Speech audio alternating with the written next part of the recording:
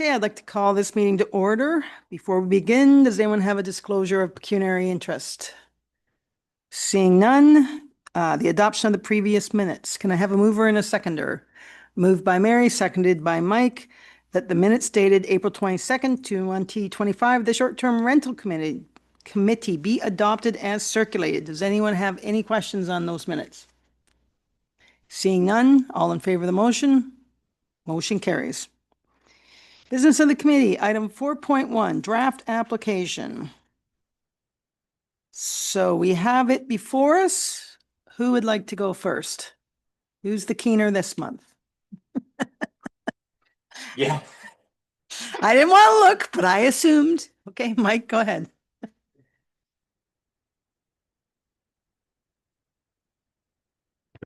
Sorry, I looked at this application from the frame of reference that if my son was trying to complete this for his cottage and Huron Sands, what challenges would he be faced with completing it?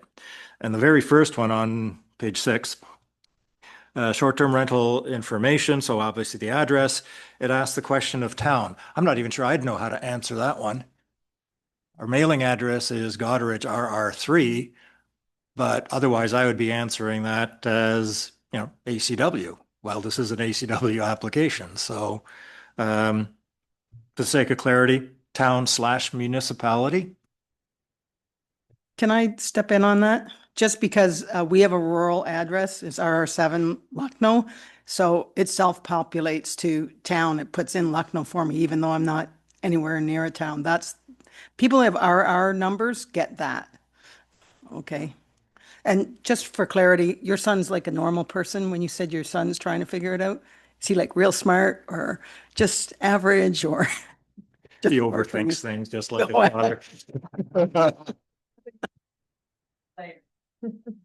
And the other item on that page is the last line item, number of occupancy requested. So are we asking requested maximum occupancy? Is that the point of that? I think the intent there is when you go through the definition, it's up to a maximum based on the rooms. So if you only had 2 rooms, your maximum would be 2 plus 2 plus 2 is 6. So that would be the requested maximum. Right? Okay. All right. Sounds good.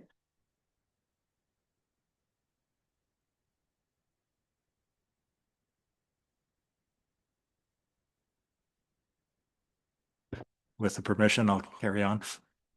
Carry on. Applicant information. Again, we define various individuals. It's either the owner, the agent, or tenant.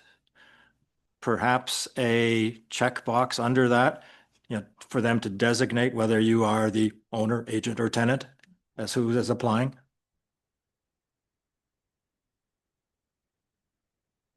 And just to tie it in with, again, our definitions at the very bottom, the on-site STR contact, I'm assuming we're referring to a local responsible person as we define it later on.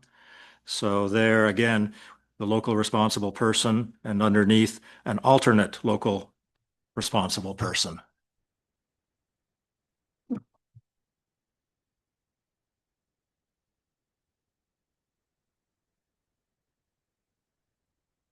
On the next page, this one I feel fairly comfortable in commenting on insurance.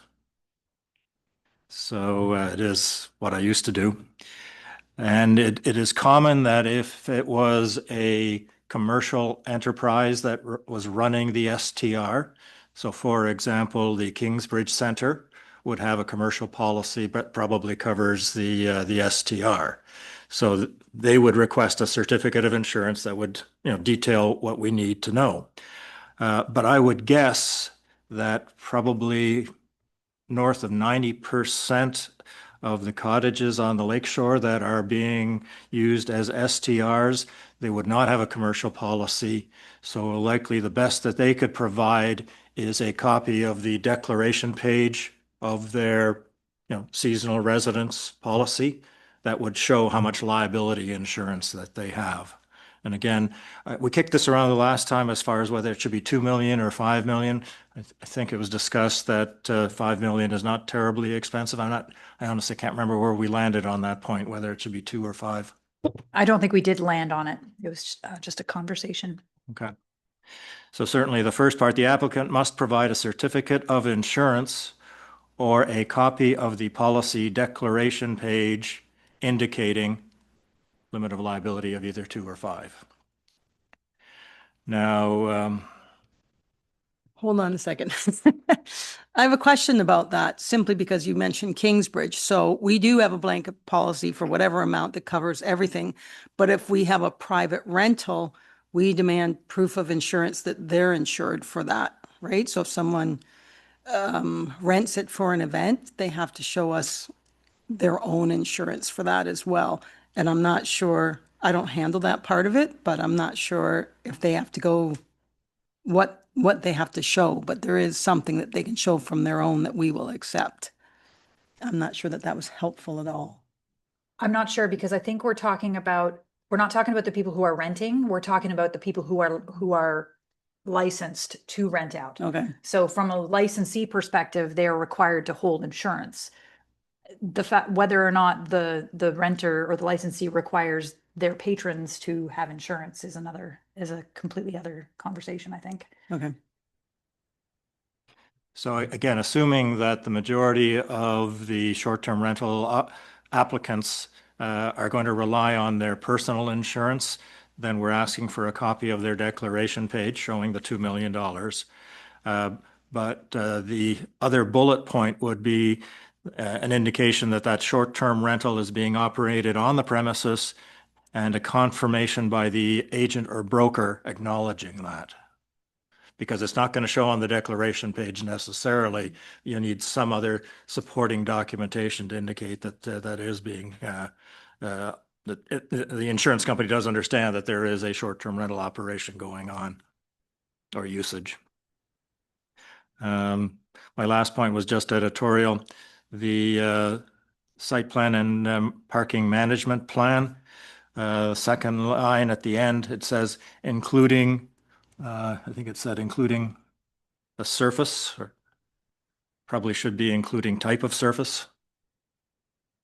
Because I think the regulation said it has to be a hard surface, pavement, asphalt, concrete, or gravel.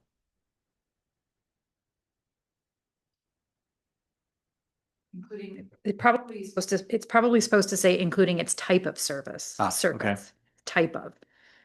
Yep. Because that way we know whether it's Yes. asphalt, concrete, Yep. wood chips, what have you. Yeah, that's what I changed in my copy, including type of surface. Okay. And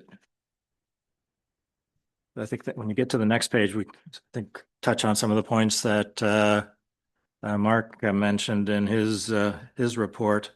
But as far as additional attachments, are we going to ask to see a copy of the renter's code of conduct that the licensee or the applicant is going to present to his renters? And the second part is, what about the information package for the renter? Is that again another attachment or component?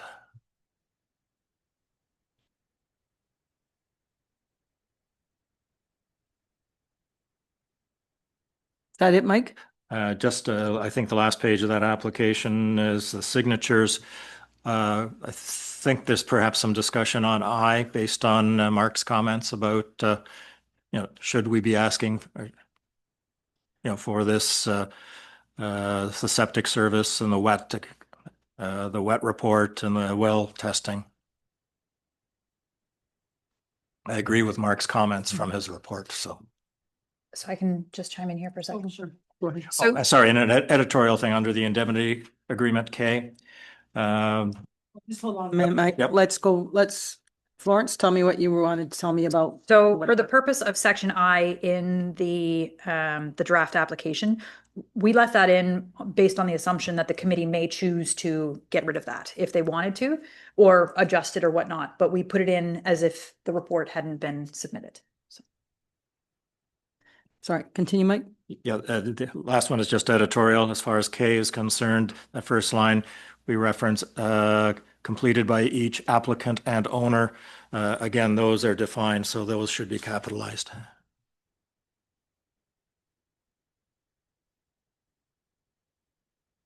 Is that it? I have a question, just. Hold on a sec. Mike, are you done, Mike? On that page, yes.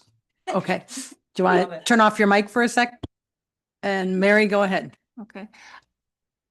It's Mark, but I'm just wondering if you can just reiterate them for me, about the wet and the septic and.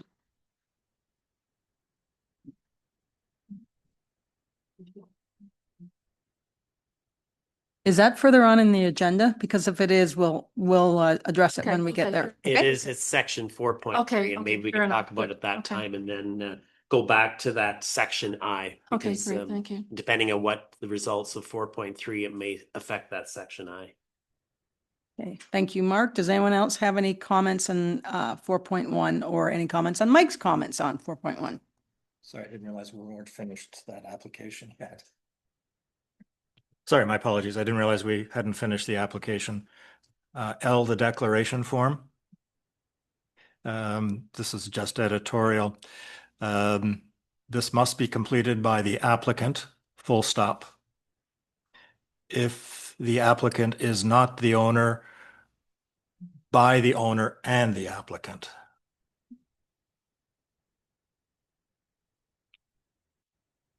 And I had a question. Well, I guess this time goes back to an earlier comment. One of the bullet points was that the owner applicant will require each renter to abide by the renter's code of conduct. So that's something, again, we are asking for. So we do reference it in that point. So. If I could, and I can, because I'm the chair, I have a question, and I can't remember where we got with this. The renter's code of conduct, I think we all agree it needs to be done. Are we thinking that, okay, I don't know what we're thinking. I'll tell you what I'm thinking.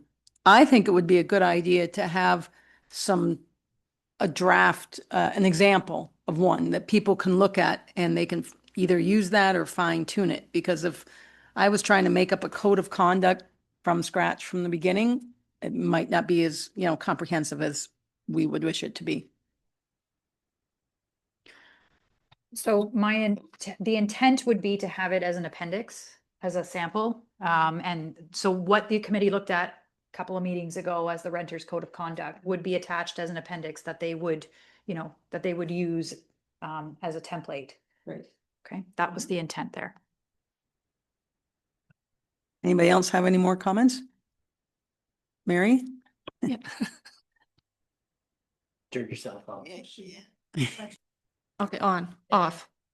Okay, fair enough. One of the things that, be a good neighbor, like that, I think things like that are really easy to read and people understand them. And that looks at the code of conduct, right? And basically covers most of the things, so. So what we can do is as we develop the packaging, even what's required, we can require them to have that piece of material and kind of mimic what's in the code of conduct. We have the code of conduct that's signed, but then have like a visual to go with it kind of thing. And can I just, I didn't understand in terms of having a code of conduct signed are we wanting to request every renter to sign a code of conduct? Not every renter. Not every person who's in the person responsible for the renters. So whoever you're having your rental agreement with Yeah. will sign the renter's code of conduct. So for every week or every weekend. Mhm.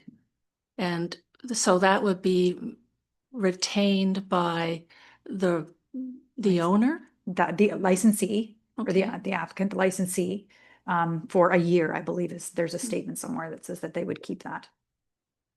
That's a big ask, I think, but that's my comment on that, so. Is it a big ask? We don't ask for it. Mhm. I don't believe that Kingsbridge asked for it, but having said that, my family's big on renting elsewhere and So am I. And we always have to sign it. I signed 2 of them last year, the code of conduct. They wouldn't rent it until I did. That was in the Thousand Island region, so maybe they're a little ahead of us in the curve, but Yeah. it was part of before they would book it off, I had to sign it. So, Anyway, it was just my comment is that it's an extra, it's a step that some people may consider too far. And I've done VRBOs and Airbnbs all over the place, and I've never signed a code of conduct. are we having a discussion about whether we need a Yeah. code of conduct? Is that this appropriate place, or shall we? I parking don't lot see that? why not. Well, Okay. I'm just trying to think, maybe we should get through the application first and then we can, I believe it talks about the code of conduct in the requirements, so maybe that might be a move on, but. Okay. All right. A bit dark here. Where are we at, Florence? Trying to bring it back up. Yep. Okay, so item 4.2, definitions. Anyone have any editorials or comments? Ian? Got a comment about guests are not permitted to stay overnight. Definition of guest, I guess, is I'm not too sure we're getting in a problem like we don't have the renter list all the guests that are coming. Because we've got a lot of them will have their brother come for 2 nights and their sister come for 2 nights, and so we just don't request it. And actually further back when they should have highlighted it. General requirements. Guests are permitted to provide a maximum occupancy set out by 1A. As set out in 1A is not exceeded. So the maximum number of occupancies are not, so we're contradicting ourselves there.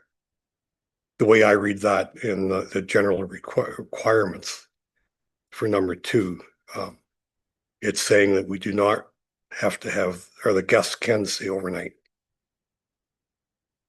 So I would prefer to see that line, guests are not permitted to stay overnight, taken out. If I can suggest an amendment, overnight guests should not exceed the occupancy rate. And that's what it says back in that other. Yeah.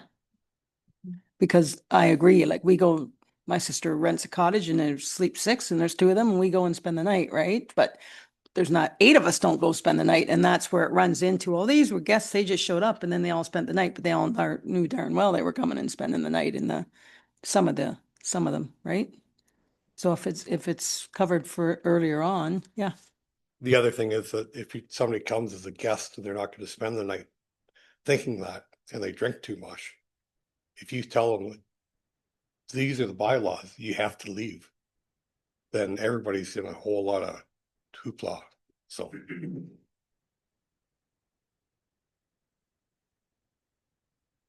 Anita?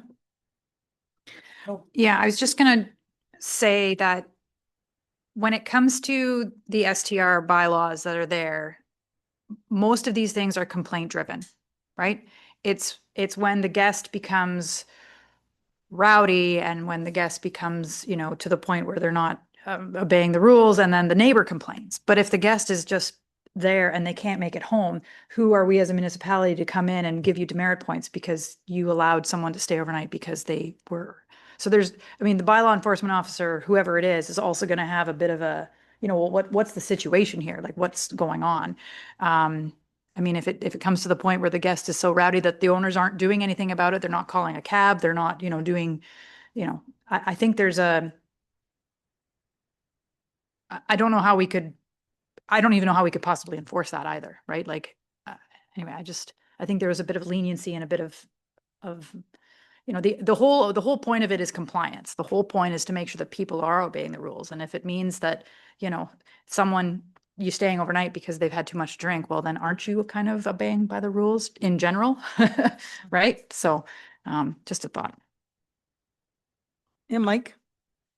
Again, since it is complaints driven, the infraction would likely occur in the wee hours of the morning, and the bylaw officer doesn't attend until the following day. And it's almost like he's doing a post-mortem at that point as far as, okay, what happened? Who was here?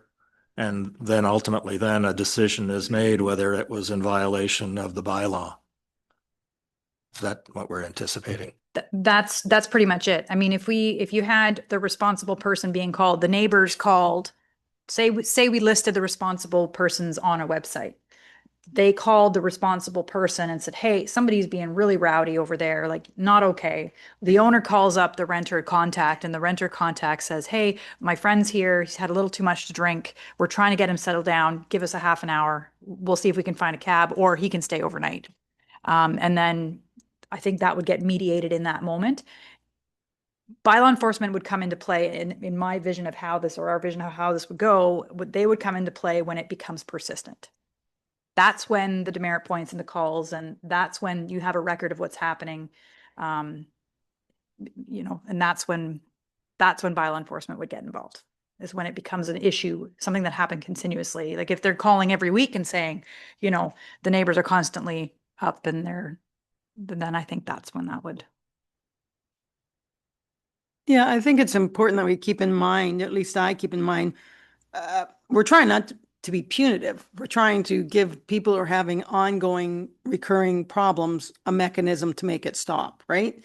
So I don't have any problem saying, the guests shouldn't exceed the occupancy, because if they do and they're not a problem, then it's really not a problem. That's not the guest we're trying to stop. It's the woot woot one, right? In the same place. So I'm not sure how that answered your question or your comment, Ian, but those are my thoughts. I'm not sure how we're coming together there. So I think what we have to be mindful of, though, and state clearly. So if Ian has a rental, a short-term rental, and he has Mr. and Mrs. Smith come this week, and they have a rowdy guest on Thursday night, but they're gone at the end of the week. Now Mr. and Mrs. Jones went at the next week. They have a rowdy guest on a Thursday night, and it goes on and on all summer. So it's not the same guest that has the same rowdy. It's not the same renter that has the same rowdy guest. I think we have to look at it from that lens. Because I'm certain when Ian rents his short-term rental out, you're renting it in a 1 or 2, maybe 3 weeks. One or two. 1 or 2. So you're not renting it for 8 weeks out of the summer for the most part. So you're going to have a different renter all the time, and they're going to have a different guest all the time. So I think we have to be careful to look at it from that lens. I'll stop there. I have other stuff. No, if you don't mind, just continue. What would the wording be to look at it with that lens? I'm not sure, because we're trying to agree on wording I here. think Ian said it, when he said guests are not permitted to stay overnight. What was the words you used, Ian? I think he said that as long as it doesn't exceed The occupancy. yes. Yeah, so Yes. if we go back to the general requirements and use those wordings, in number 1 and number 2 is the maximum occupancy cannot be exceeded.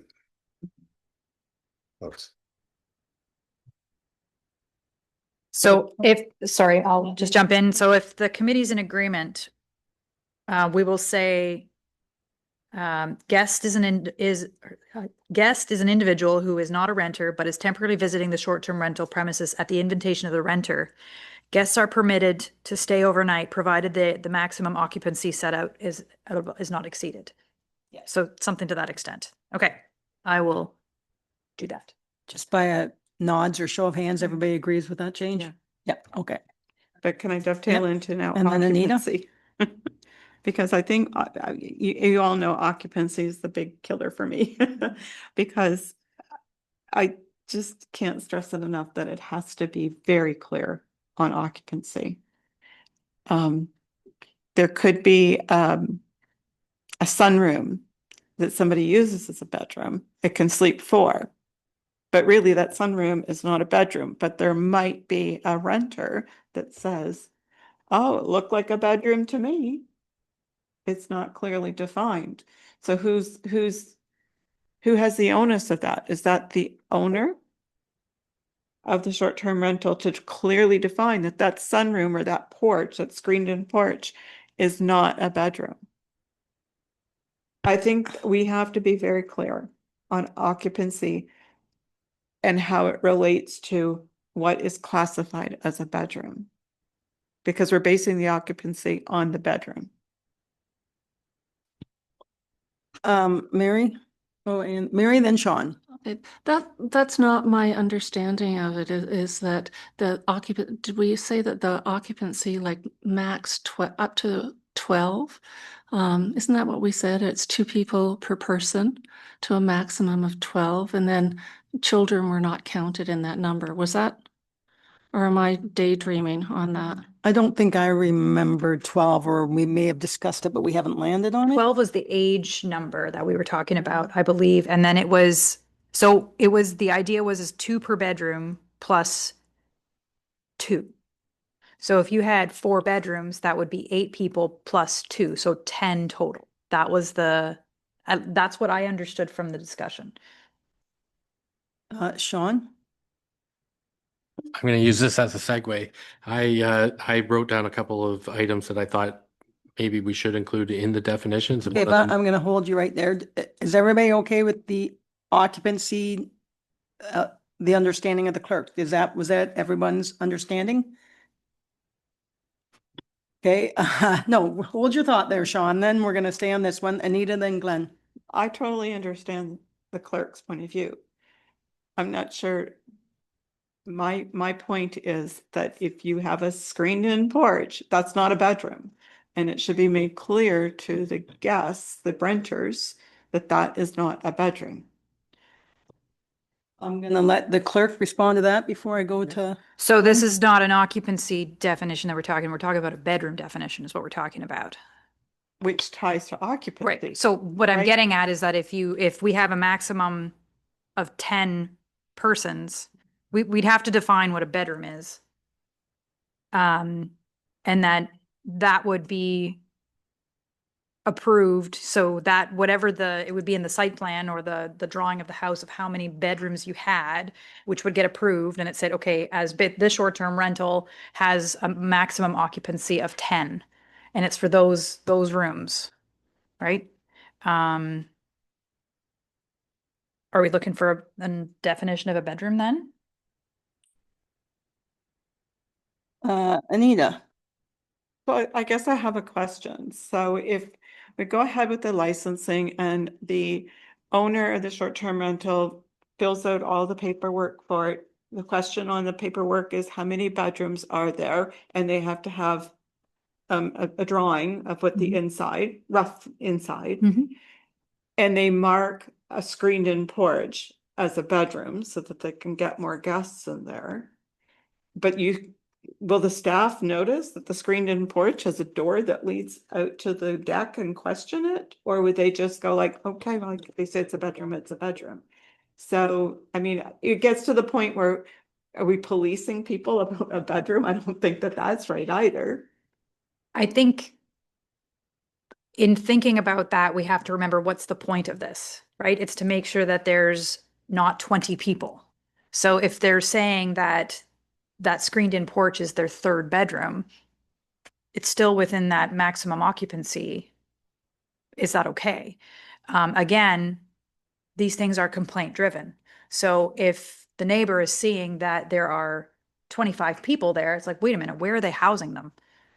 They've blown up 3 mattresses in the basement. That wasn't what was approved. That's when the bylaw enforcement officer goes, has an interaction. Or tents in the backyard. Or well, yeah, exactly. Same deal. So I think short of the bylaw saying we're going to, as part of your application, we're going to go inspect your premises, which to me from administration is onerous. You have to take them for their word with their signature. And then once the complaints start rolling in, that's when you question what's happening. I think the happy medium that would be found without being too hard administratively or enforcement wise, but also requiring the onus of the owner to take responsibility for what they're saying. So, If I can just add to that, Kingsbridge has 4 bedrooms, like literal 4 bedrooms. It has 2 couch areas and all that.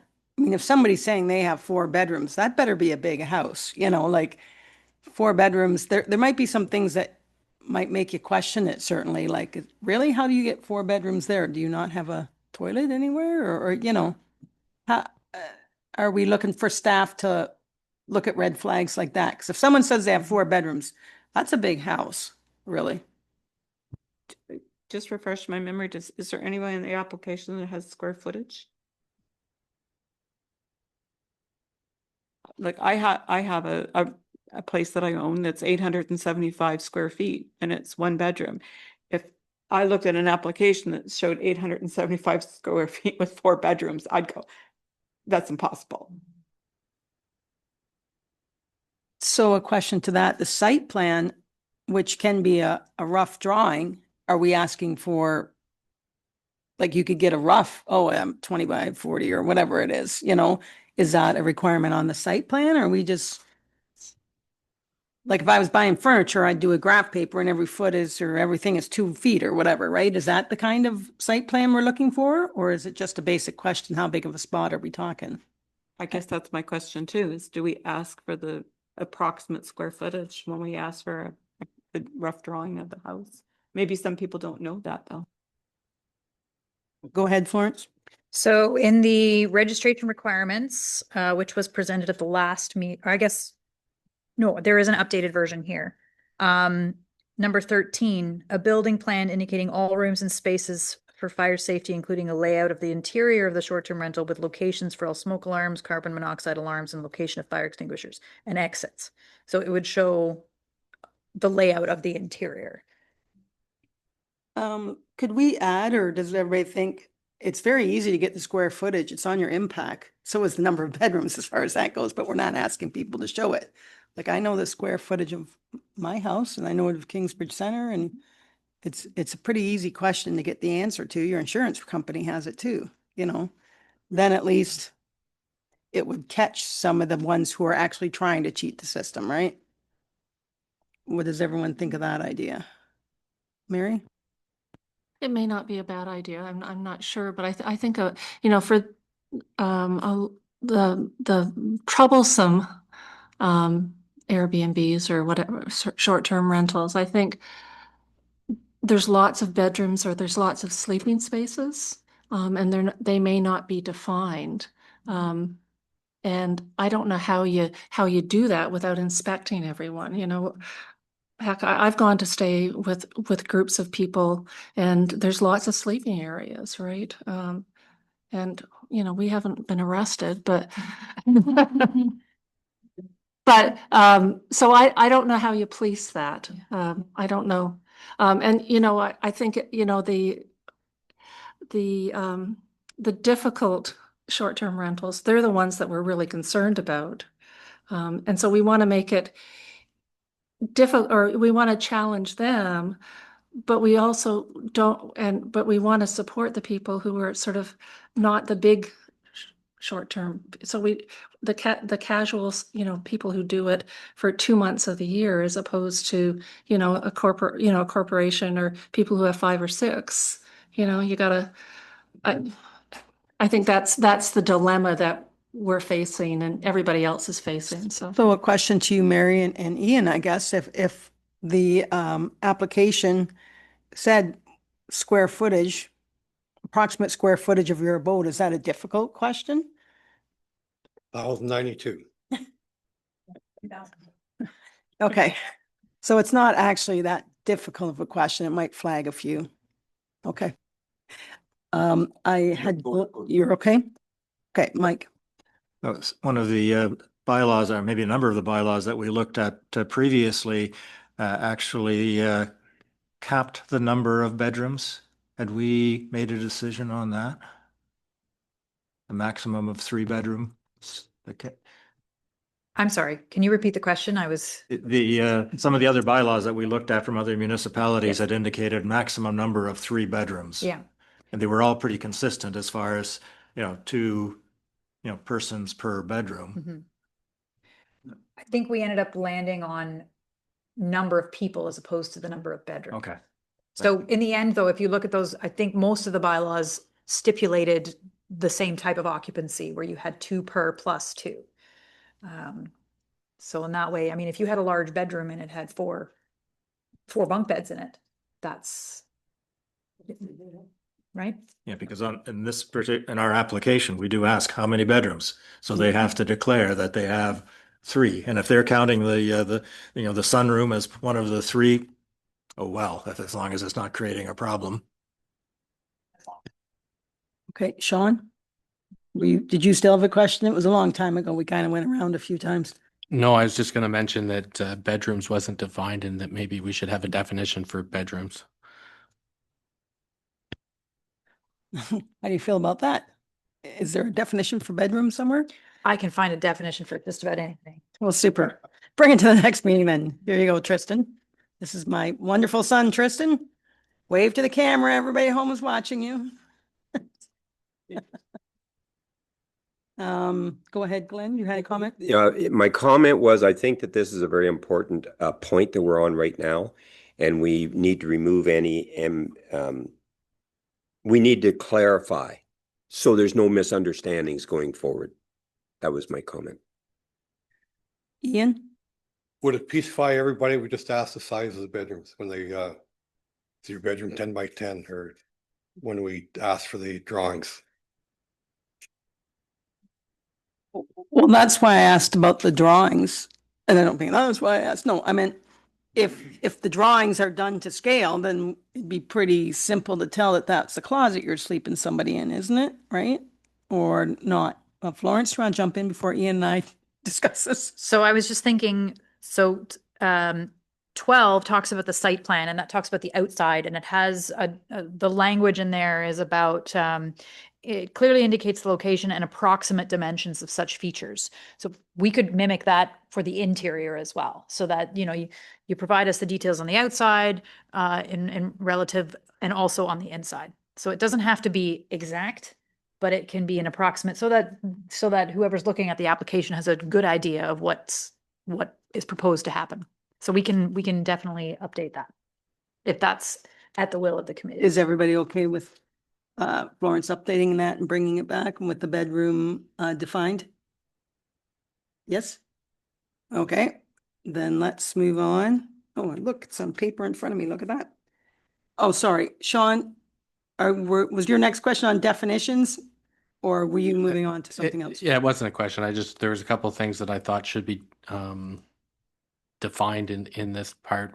One would be a renter's code. If we're going to have a renter's code of conduct, we should define what that is, and then also maybe complaint and violations, a definition for that.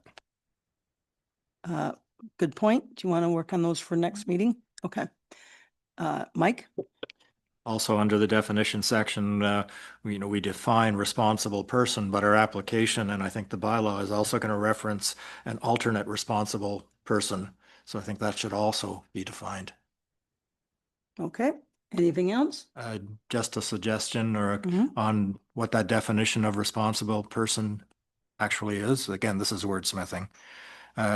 Responsible person means the licensee or a designated representative of the licensee who is responsible for managing or addressing issues in relation to the short-term rental as designated by the license application.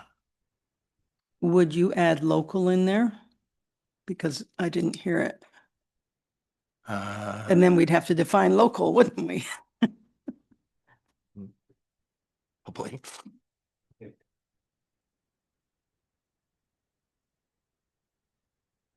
And I'm asking because the place I rented in Thousand Islands last year had the local guy, but the alternate one literally lived in Wisconsin.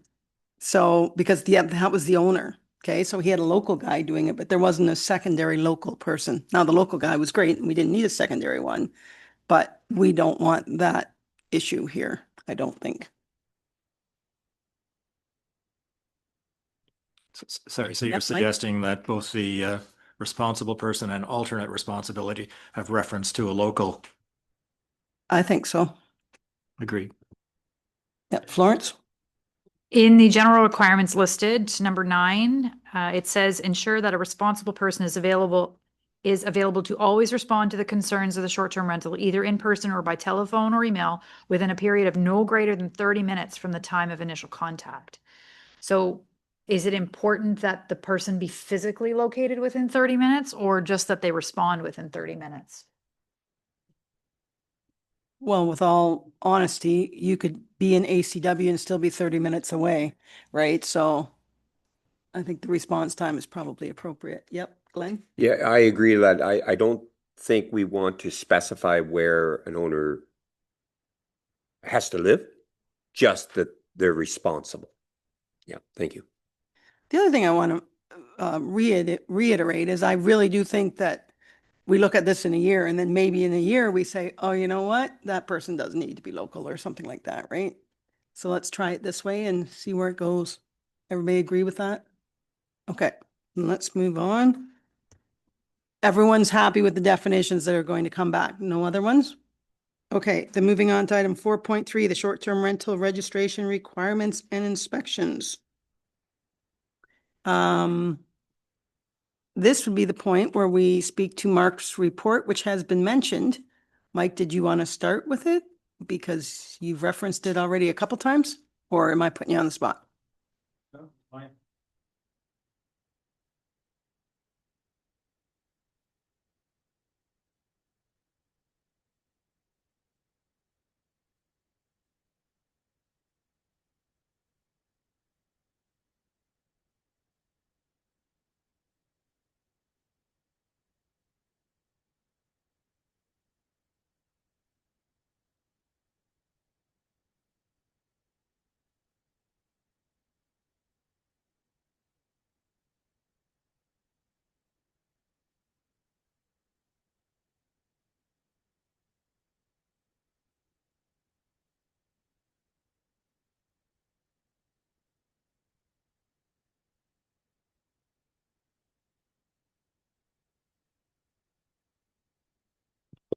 How about you just do a quick recap? 18, 19 includes septic and wet, and well would be included in that group as well. However, just because of the responsibility that it may place upon the municipality, I don't think those should be included. So my question for that is, if we don't ask for them and something happens, are we going to be seen as not doing due diligence because we gave a license and didn't ask for proof that it was safe? And I have no opinion either way. It's just a question. And Sean? Oh, I'll have Mark answer that first and then Sean.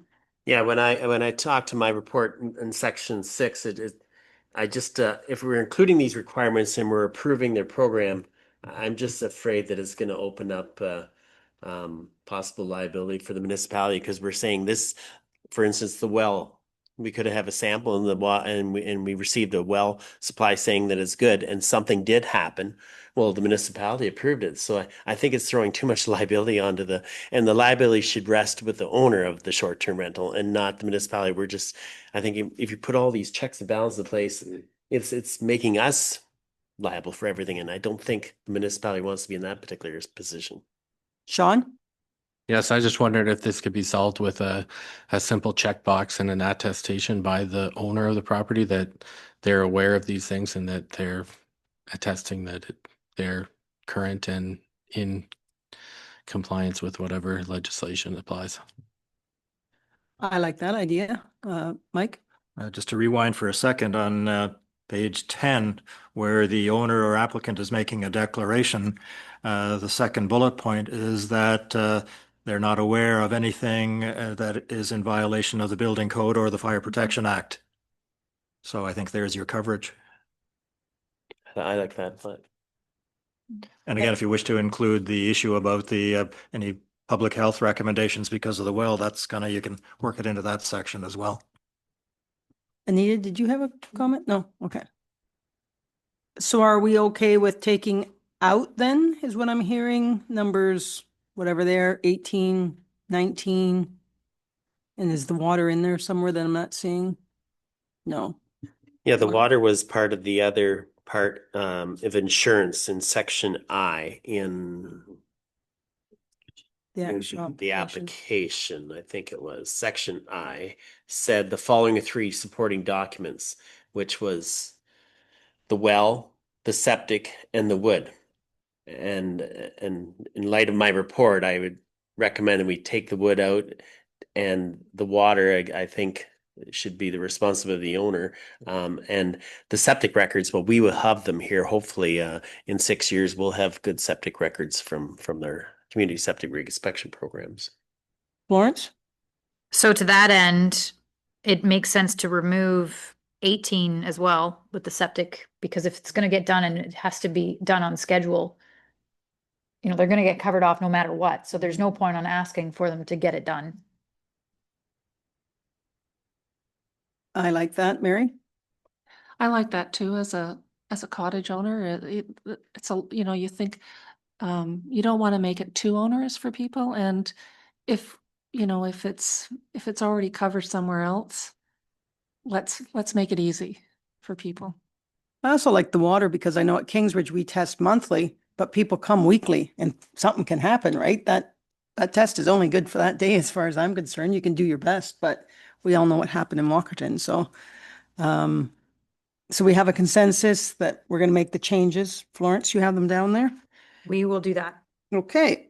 Anything else? Mary, did you still have your questions for Mike on this item? Okay. Is everybody okay if we move on? Oh, Mike.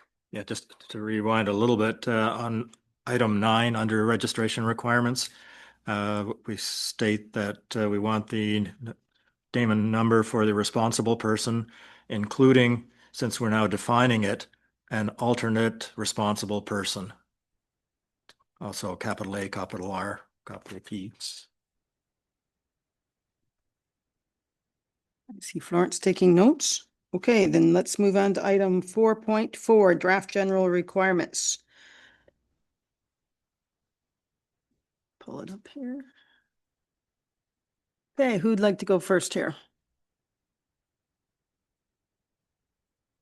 Sean, are you scratching your head or are you waving? Oh, Ian. This is where we talk about the occupancy, and define that's 10 people. So in our case, we've got 3 bedrooms and a sunroom, so that's a +2. Well, yeah, and the thing is, Kingsbridge literally has 4 bedrooms. I mean, it's on the impact that it's a 4-bedroom house and it has 2 sitting areas and it has, you know, so with pull-out futons, I think we don't let any more than 10 people do it, but it certainly holds them comfortably, I would think. But so you're okay with that occupancy? Is that why you brought it up then? Yeah, I'm fine with that definition. Yep, Mike? I'm just confused as far as in 2 and 3, it references 1A. Yeah. Okay. That was a little formatting on my part.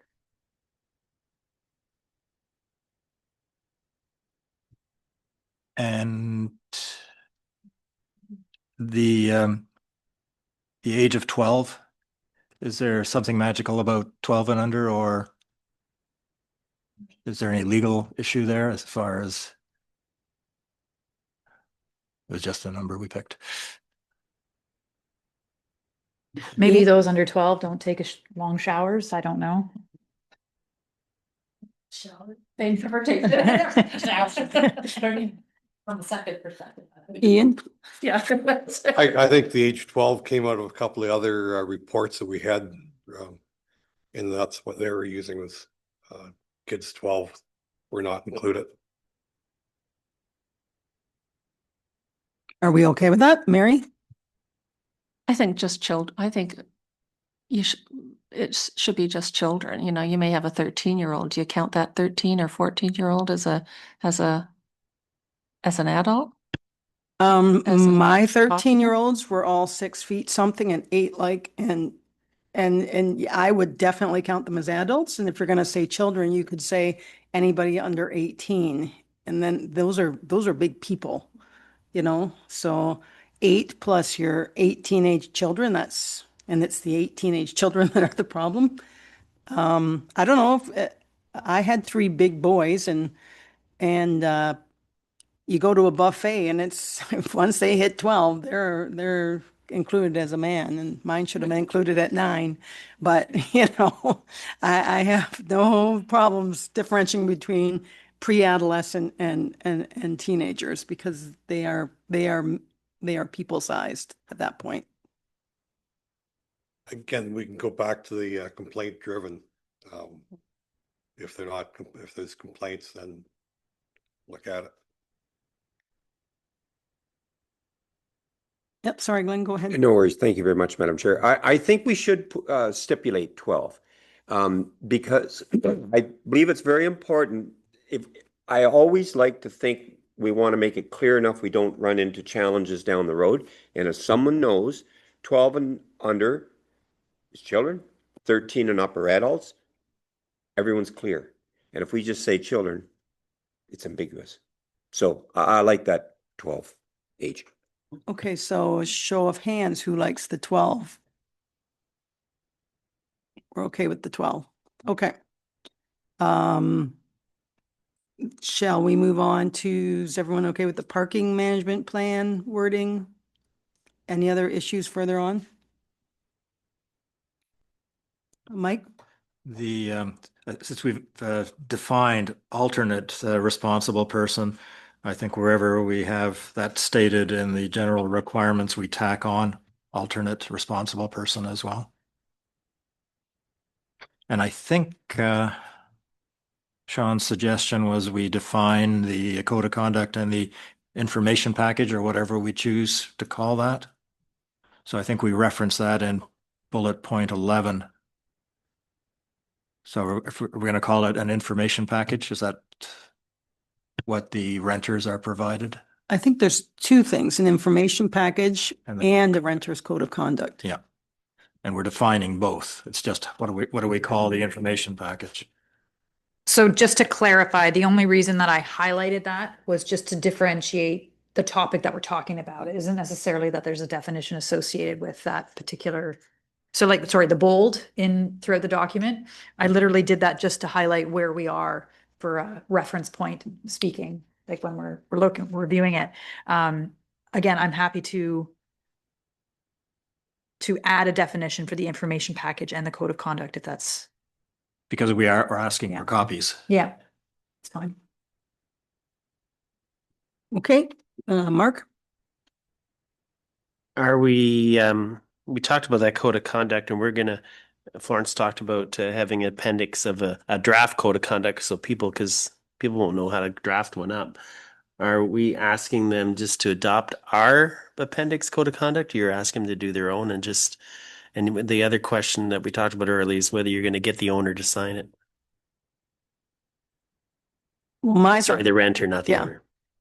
my thoughts on that is it would have to be a draft one that you could use because there needs to be wording about pets in there, and some people don't allow pets. We don't allow pets, but the draft one should have a pet clause, whatever it is, I like easy ones, but I also would probably look at it and add my own sentence of, keep your pets at home or something like that, Go ahead. I was just going to say, I think it's not very onerous on staff to just have a sample code of conduct with sample written across it. So they can't just photocopy it. They could, they can just copy it on their computer and print it off if they want, and they can include pets or not include pets, whatever. Well, I wouldn't put this, sorry, we want it easy, right? If I have to retype everything, I'm really a slow typer, Anita. It would take me a long time. Well, I'm open to whatever. I just thought if you wrote sample on it, going back to Mark's thing, you're not like the municipality isn't liable because you put the code of conduct on there. Florence, what do you think of that? I was going to suggest that maybe the wording in there have that the renter's code of conduct, something as provided in the appendix, shall be the minimum. So these are the things that we require as a municipality in order to be licensed, that this is what you have to sign off on. In other words, if they choose to add pets to the list, or if they add, no walking down the stairs or whatever it is down to the beach, or whatever it is that's unique to them, they can use that. But at minimum, it must have these things. So that's why they have to provide the copy of what they're going to use for the renter's code of conduct as part of their application. So they can use the template, but that must be at a minimum. Does that resonate? I like that. So Anita? provide a copy, but do they necessarily need to sign it? I'm listening to what Mary says, kind of onus on everyone to get it to sign and submit it. But if you had your owner's code of conduct, and then if it was a little bit more than what we provide as a sample, then all they do is provide a copy, and that would go hand in hand with the information package as well. Well, normally I might agree with that, but this one out in Thousand Islands, they just emailed it to me, said that, and bring it when you come, or e-sign it, and if you get there, it's sitting on the table to remind you. It's not onerous to sign. At least it wasn't the way these guys set it up. Or it could literally be just part of the renter's agreement. Another checkbox that says, you know, I have read and understood the rental code of conduct as provided by the licensee or the owner or whatever and that's just part of their rental agreement that they agree to it. And here's a copy of it attached to it.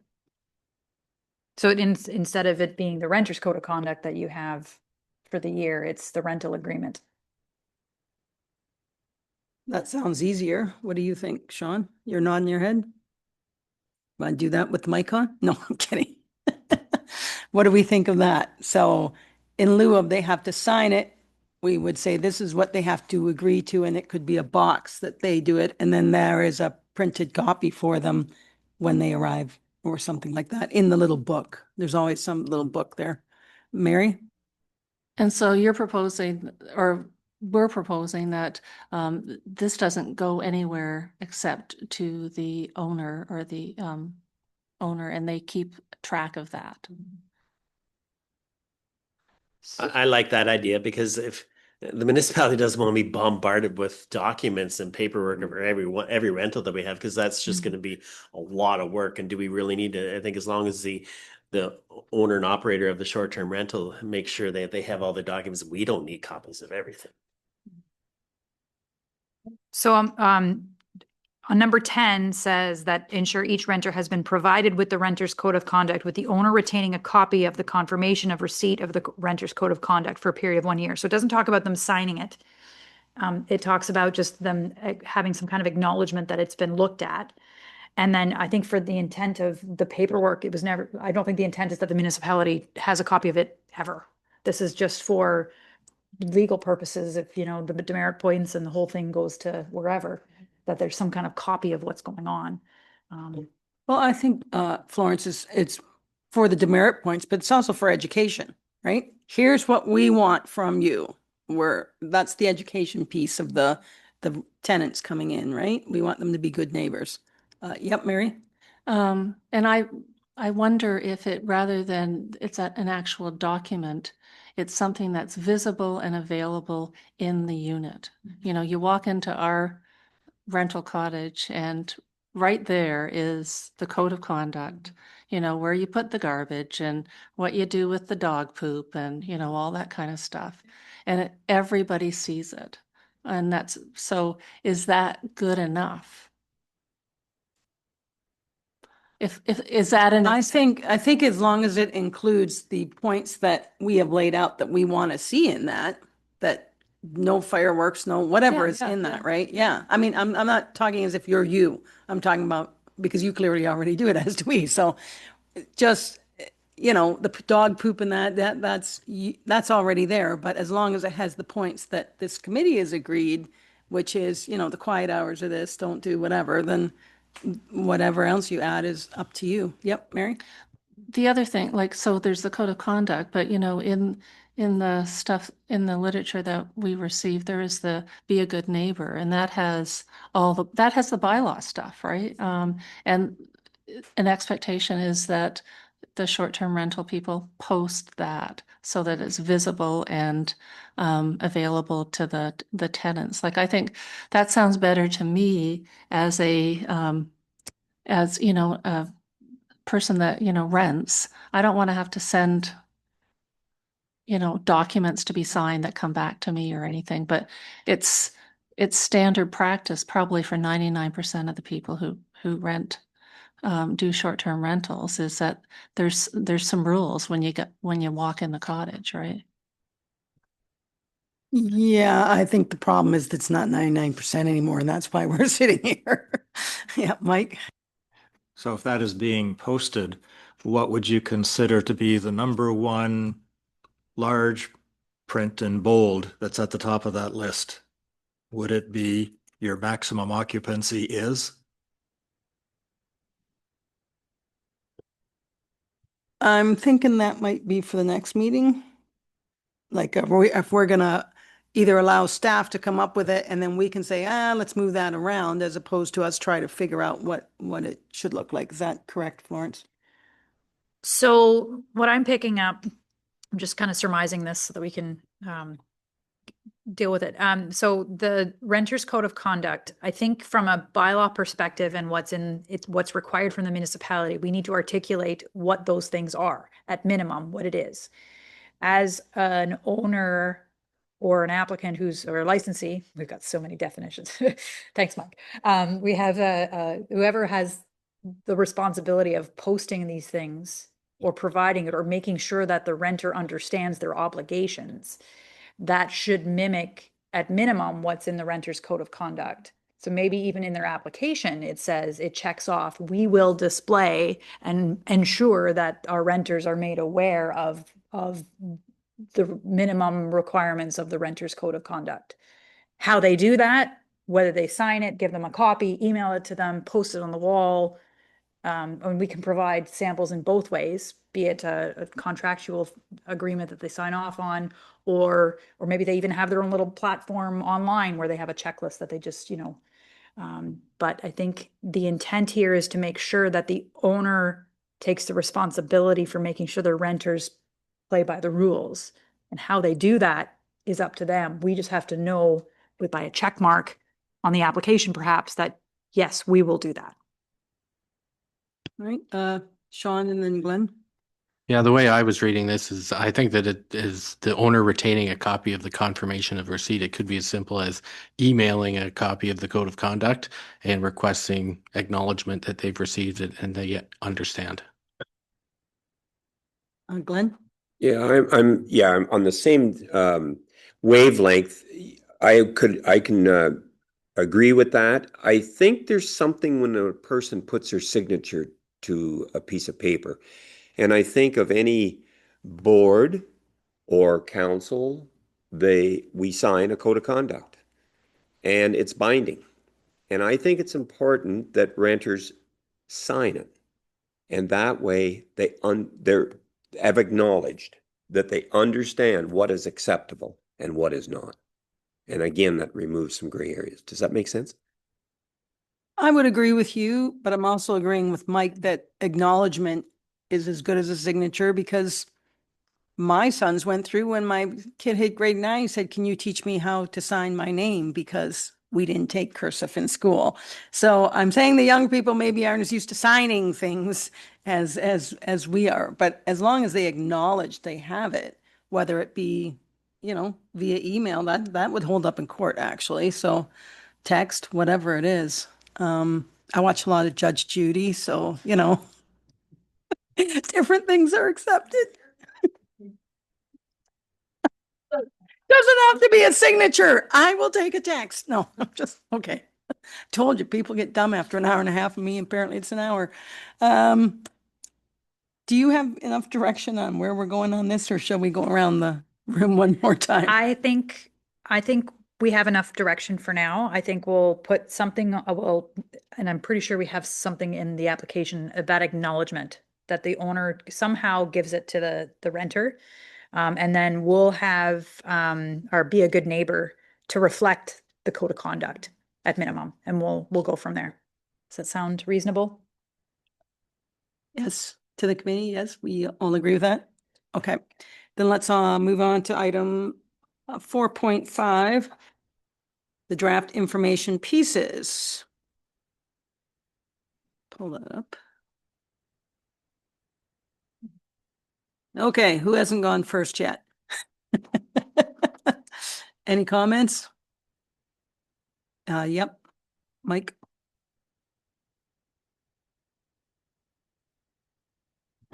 I just gonna say that I like both of these information documents, and I was really excited when the QR codes actually worked. It's kind of funny because when it first came, I said to Kelly, I'm like, let's get that on right away and let's see what happens. And Kelly is like a wizard like that when it comes to these things. So I really like this because it's friendly. And, I think that if we're going to get people to buy in, there's got to be a friendly package, and it's got to look like the municipality is supporting people and not penalizing them. And so I really like the look of that. And I think if I was thinking about the 3 supporting documents, that needed to happen. If there could be sort of a walk through a step-by-step book so that that would support people to sort of join in, buy in. I'm saying I'd like to speak. So, I think part of the mandate of this committee is to provide education as part of this.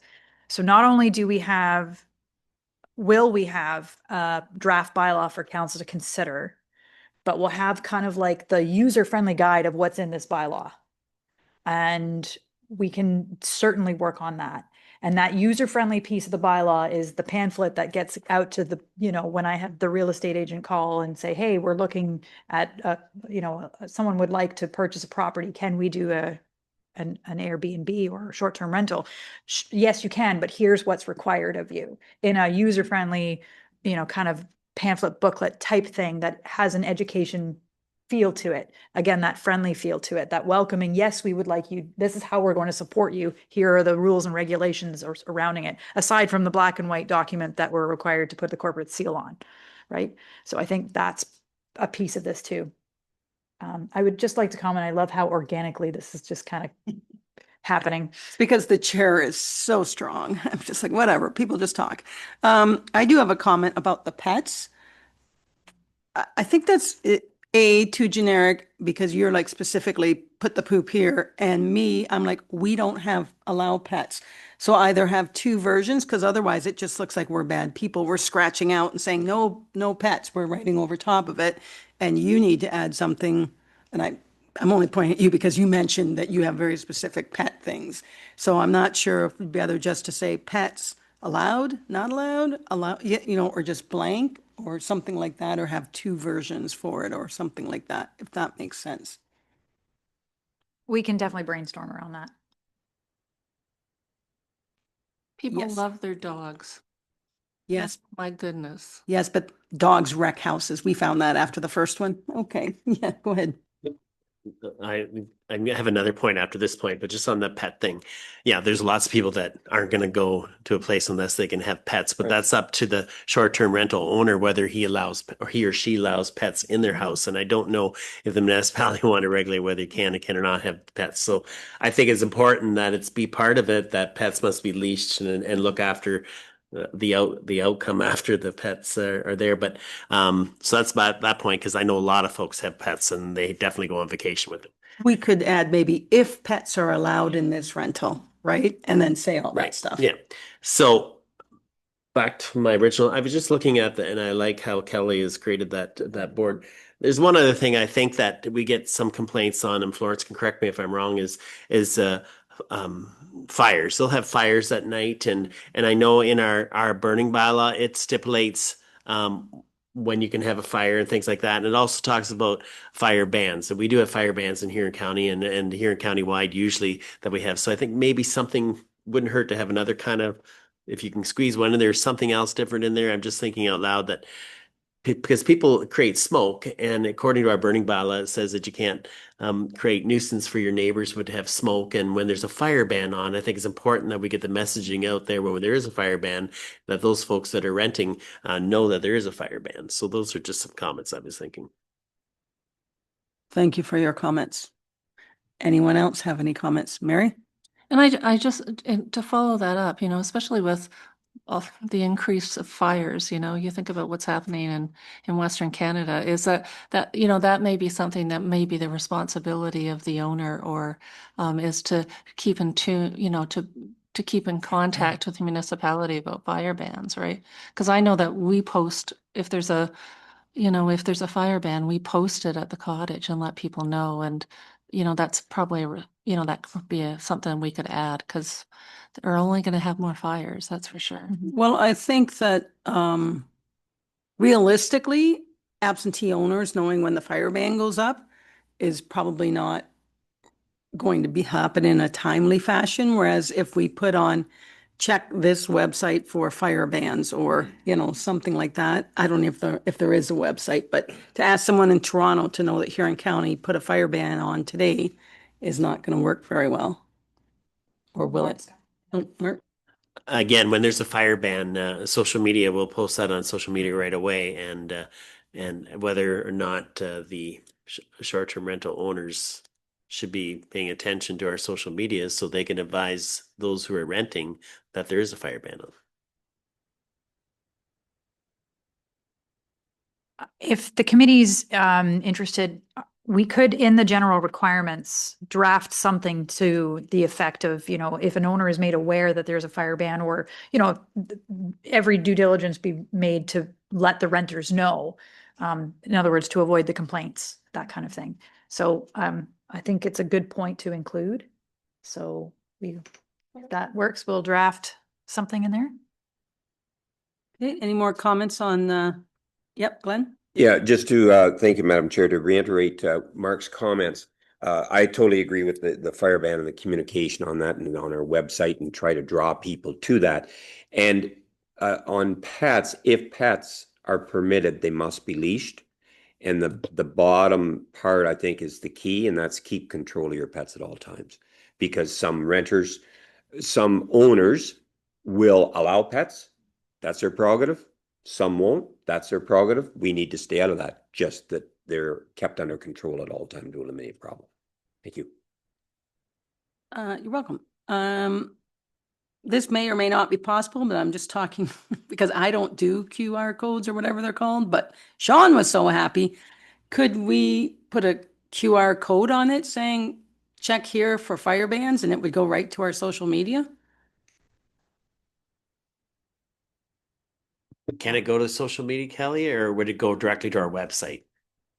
I would actually investigate whether there's a Huron County. I think there's a fire ban page. I would direct it there, that they would go right to the source. Yep. Sean? Yes, along the same lines, I'm just wondering if the QR code, if you said, for up-to-date fire bans, then it took you to the website, you could link it to the county's website or to the social media Check here feed so for- that, they get there and they can see the most recent up-to-date information. Okay. I like that idea. Yes, it was mine, but I still like it. Okay. Anybody have any other comments? Anita? So just to clarify, is that something you're suggesting goes into the code of conduct then?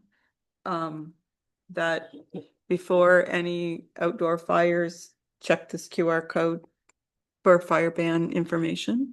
I would have a look throughout the document as where that would be the most appropriate to do. I think in the information package, it probably would be the most appropriate place to put it. And then, which would be, as it's sounding like it's a template provided by the municipality for the most part, in the information package, but how that's worded in the regulation, I would put it somewhere. I'm not sure yet. Yep. I was thinking of if I had a short-term rental and I had people coming in from, let's just say somewhere like Toronto, that wouldn't have any knowledge of fire bans because they're metropolitan people and they're not used to fire ban. And they all of a sudden say like, oh, look, there's a fire, but let's have a fire tonight. And there's firewood just down the street we can buy. If there was something in the short-term rental that you could hold your phone up to and say like, check here before you have an outdoor fire. Mm-hmm. Yeah, and that's why I'm And guessing rather that than an these are. information packages, I guess is what I'm Oh, I saying. thought this was for posting in the draft information pieces. Because I Is think that if you for had an posting? information package, people will be like flipping through. Or- So Oh, yeah, what we're something getting like at is the something that's on the wall that kind of has a synopsis of the rules and regulations, kind of that wrote the intent is that this code of conduct kind of get transposed into this wall unit where it has the gist of the information. And if you want to get into in-depth of what that code is, here's the QR code, but here's also a piece about fire bans or fires or whether or not a fire is permitted right now. That's kind of where I'm envisioning all this. That's just what I wanted to clarify. Yeah. Just, yeah. Okay.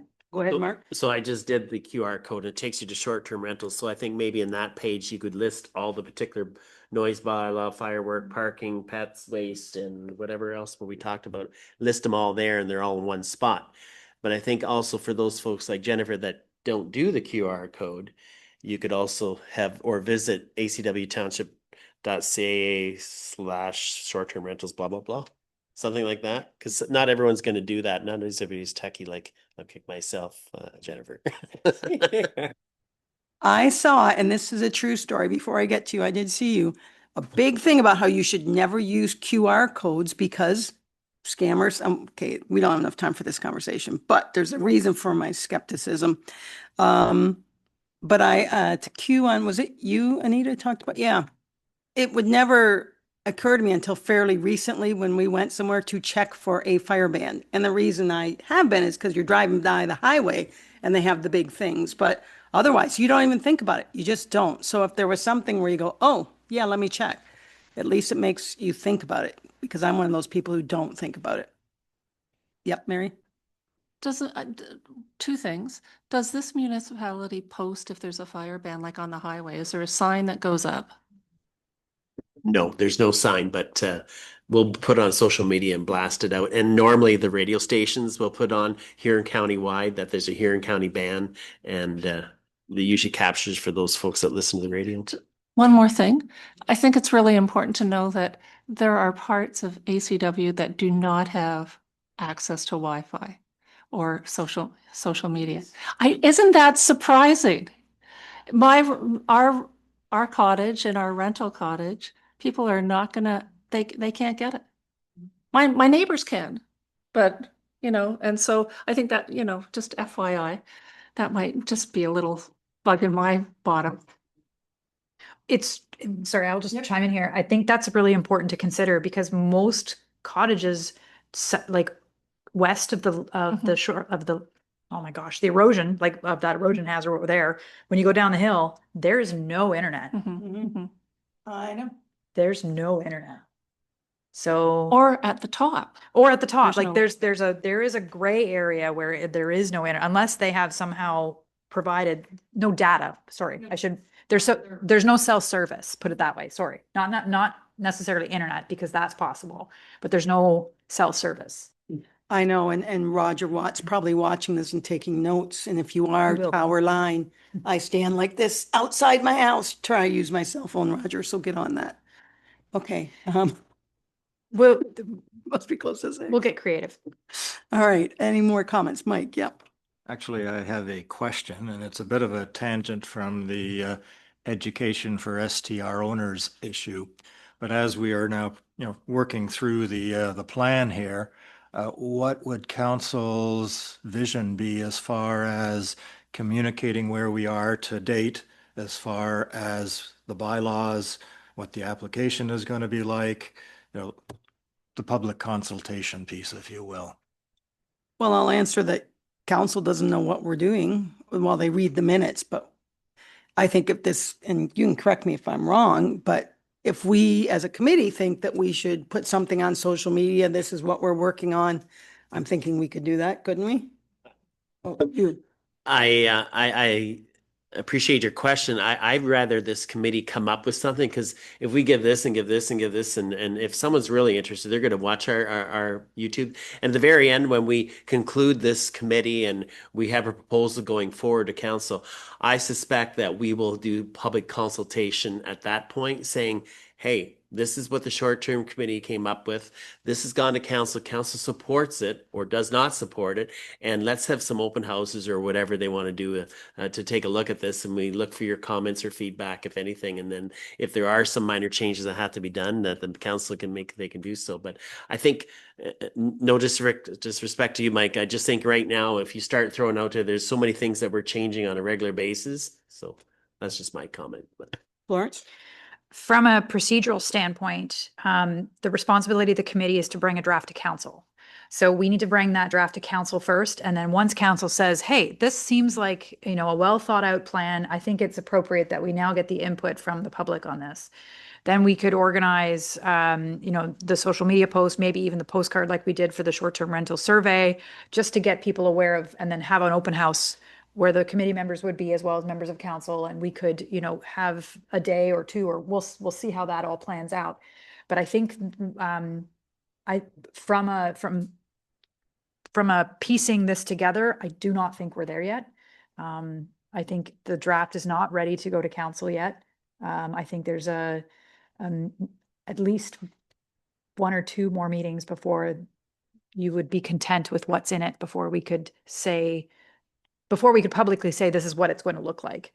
I think we're getting close. There's a few more pieces that need to be added in. A couple of sections. I was going to ask for some suggestion on what needs to come next, but I guess I'll segue. Question first. Yes. Yeah, thank you. Yes, I'll take my question. Mark, it was just something that you said, and it's just a matter of process. So we come up with the draft, we send it to council. Council, of course, is thrilled with us. So they said, let's have some open houses. Let's get some more opinions.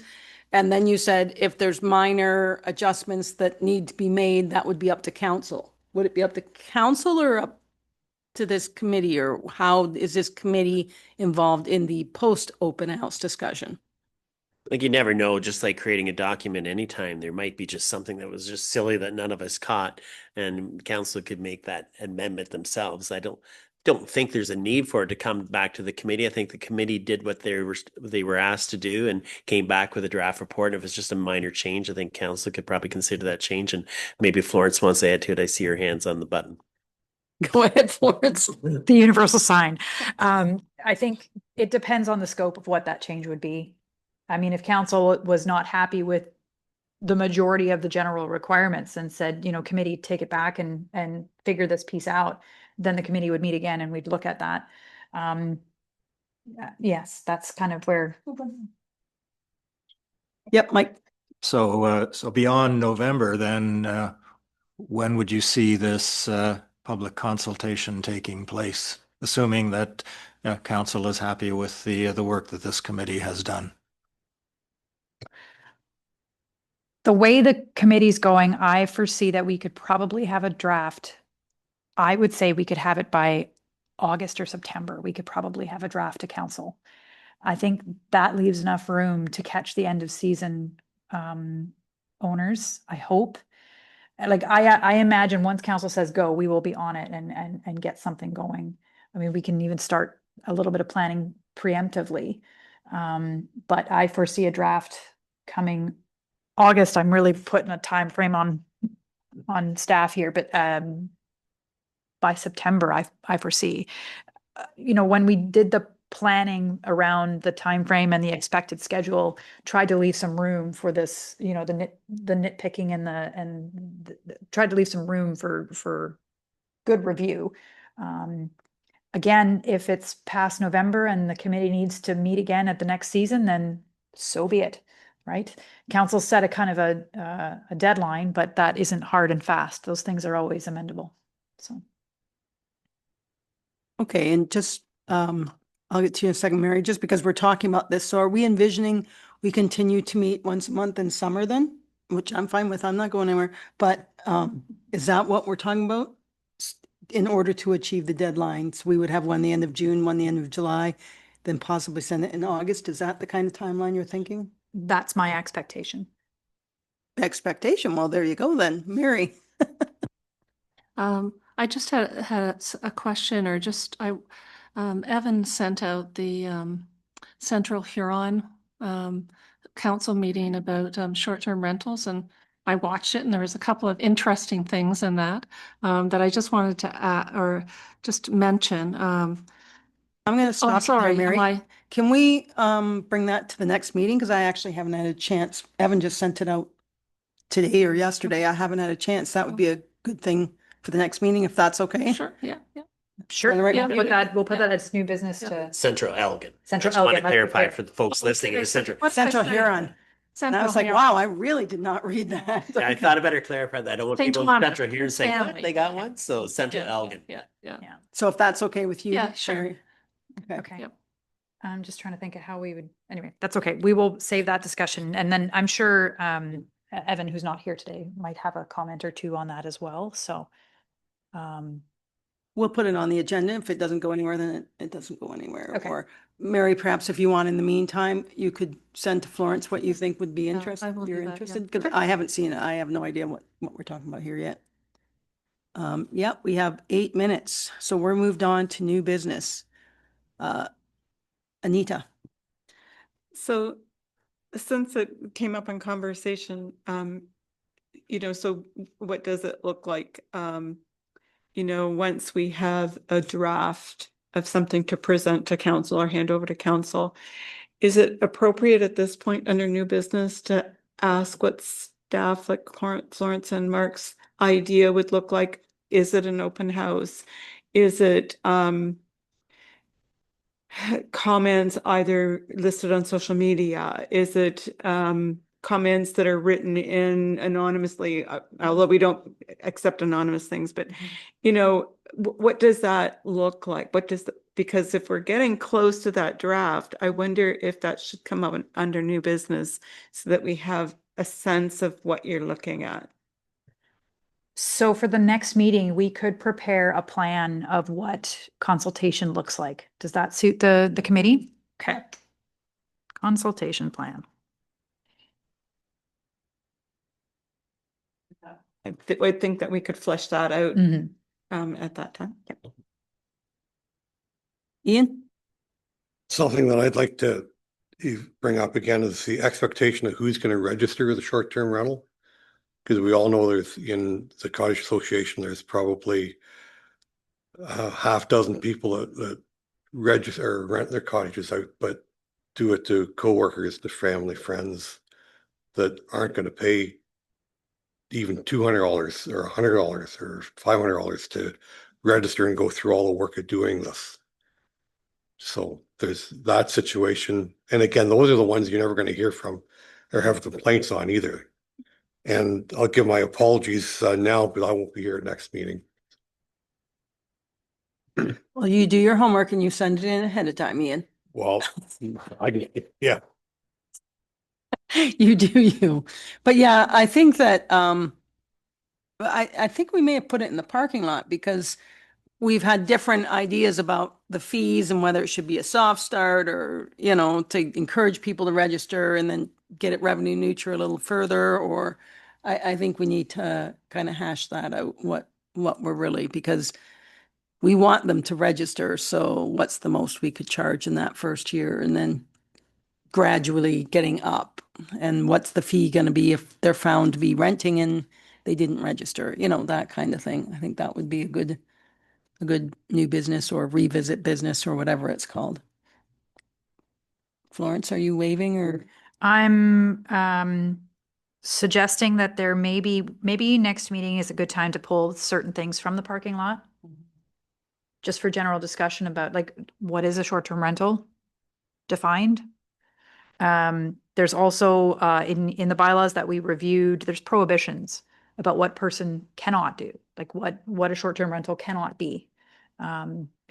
Taxes must be paid, those kinds of things, if that's of the interest to the committee. So yes, that's where I'm at.